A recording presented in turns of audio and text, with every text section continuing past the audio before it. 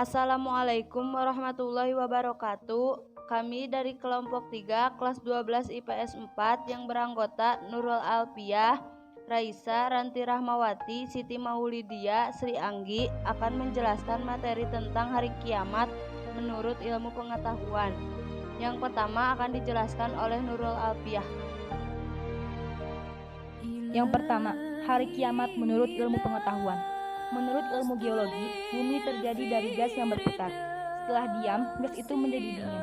Maka gas yang berat mengendap ke bawah dan yang ringan berada di atas melalui proses evolusi yang sangat lama. Gas bagian luar mengeras menjadi batu, kerikil, pasir, dan sebagainya. Sedangkan bagian tengah masih panas. Zat panas bercampur lava, lahar, batu, dan pasir panas. Bumi beredar karena adanya daya tarik matahari terhadap bumi berkurang.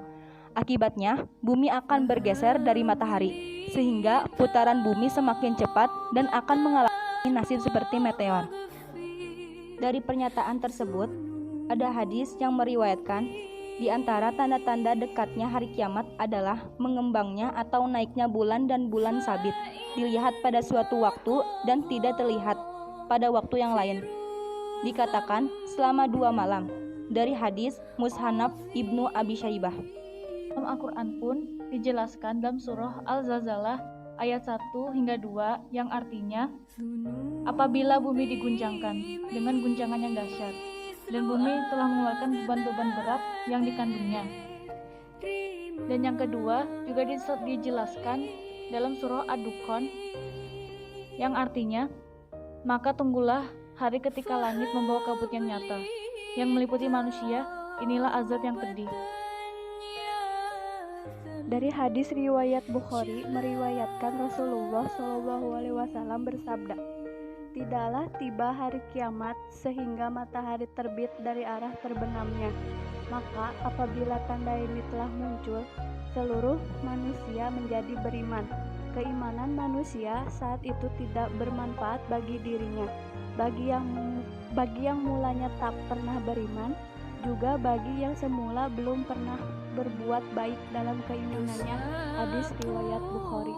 Dan dijelaskan dalam tafsir Al-Muyassar, ada hari ketika bumi diganti dengan bumi yang lain, yaitu berubah sifatnya saja.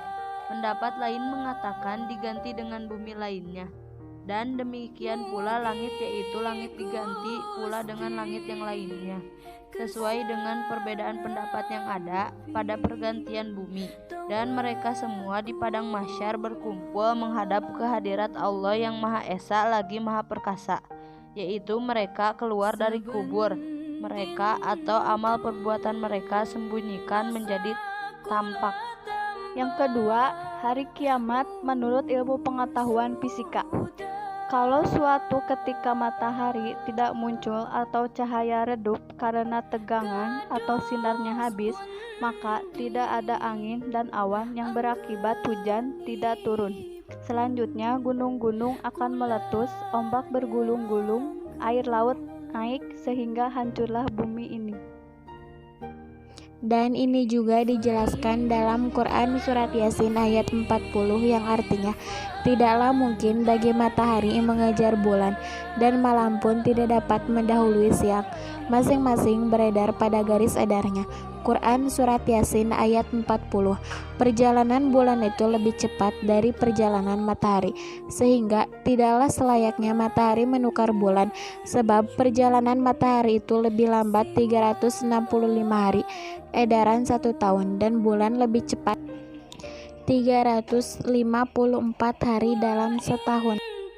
Dari Al-Syekhani meriwayatkan dari hadis Abu Hurairah radhiyallahu anhu bahwasannya Rasulullah SAW bersabda, tidak akan terjadi kiamat sehingga matahari terbit dari sebelah barat. Jika ia telah terbit lalu manusia menyaksikannya, maka semua orang akan beriman. Ketika itu tidaklah bermanfaat lagi iman seseorang yang belum beriman sebelum itu, atau dia belum mengusahakan kebaikan dalam masa imannya.